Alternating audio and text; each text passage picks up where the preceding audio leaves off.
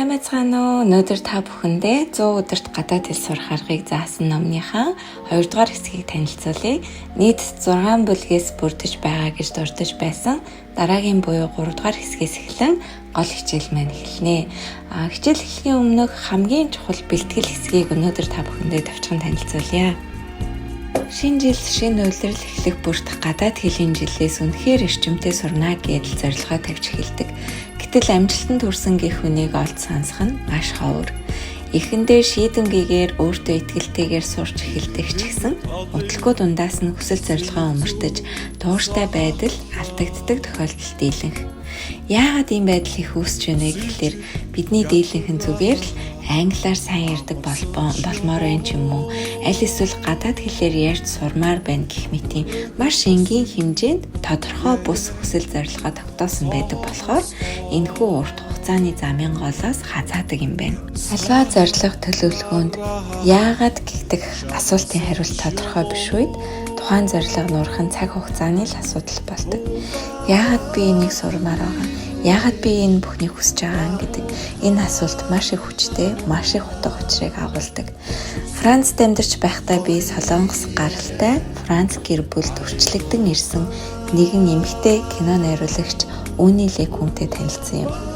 Тэрээр 7 настайдаа Франц аав ээжтэйгээ уулзаж гэр бүлтэй болсон байдаг. Өнөөдөр тэрээр кино урлагийн ертөнцид аль хэдийн олонний танил болсон нэгэн. Франц гэр бүлд өрчлөгдөн очихоос өмнө 7 жилийн турш амьдарч байсан Солонгостой хасрамжийн газрынхаа амьдралаа харуулсан намтарчилсан киногоо анх 2009 онд дэлгэцнээ төлөвлөжээ. Түүний дараа тэрээр төрсөн ээжтэйгээ уулзахаар Солонгос улсыг зорьсон байдаг. Тэрээр төрсөн ээжтэйгээ уулзаж маш ихээр түүнтэй цагийг өнгөрөөхийг хүссэн ч орчуулагчгүйгээр огт харилцаж чаддгүй байв. Үүний найруулагч бол сайн гэр бүлд өссөн ба хамгийн шилдэг гэсэн боловсролыг эзэмшсэн Францын соёлын ертөнцид ирээдүйдээ уран бүтээлч гэдгийг харуулсан хүн. Тэгээд бас Солонгост төрж 7 нас хүртэл амьдарсан болохоор солонгос хэл хурдан хугацаанд сурах боломж нь бусад гадаадын иргэдээс давуу тал болох боломжтой байв. Харин хүнд хэцүү нөхцөл байдлаас болж охиноо өрчлүүлэн явуулсан түүний ээжийн хувьд боловсролын төвшинг тодорхой хэлж мэдэхгүй ч гэлээ игэл биш маш ээдрээтэй амьдрал үтсэн нэгэн буурал настан байв. Нэр хүндтэй их сургууль төгссөн өндөр боловсралтай 40 дөнгөж гарч байгаа насны охин ба ядууралтай тэмцэж хатуу ширүүн амьдралыг туулсан 70 гаруй настай ээж. Тэдний энэхүү нөхцөл байдлыг харахад хэн нь илүү хурдан гадаад хэлийг сурна гэж бодож байна вэ? Үр дүн нь хүн бүрийн бодож байсан хүлээлтээс эсрэг байв.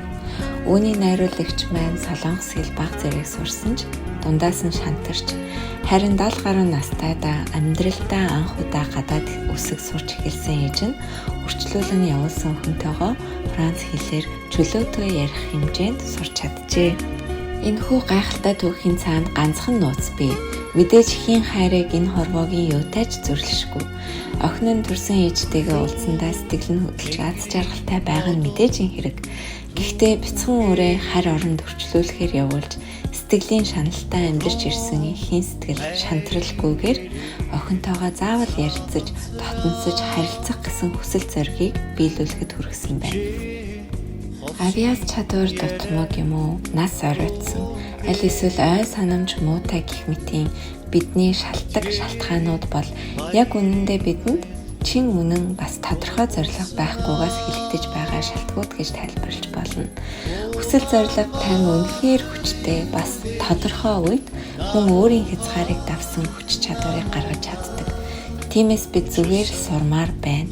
Аль эсвэл хийх ёстой, хийхгүй бол бусдаас хоцрон гэх мэтийн бодол биш.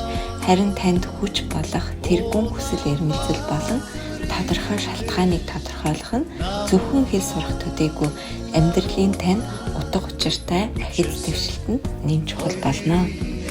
Зорьсондоо хүрч чаддаг хүмүүсийн сэтгэлгээ. Төгс ярих хэрэгтэй гэсэн бодлоо орхи.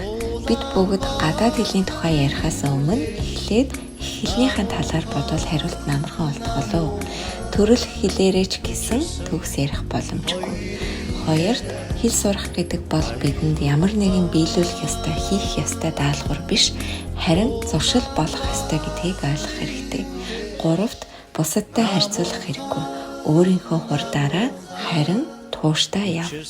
Сайхан боломжууд өөрийгөө тасралтгүй бэлдэж ирсэн хүнд л ирдэг гэдгийг битгий мартаарай.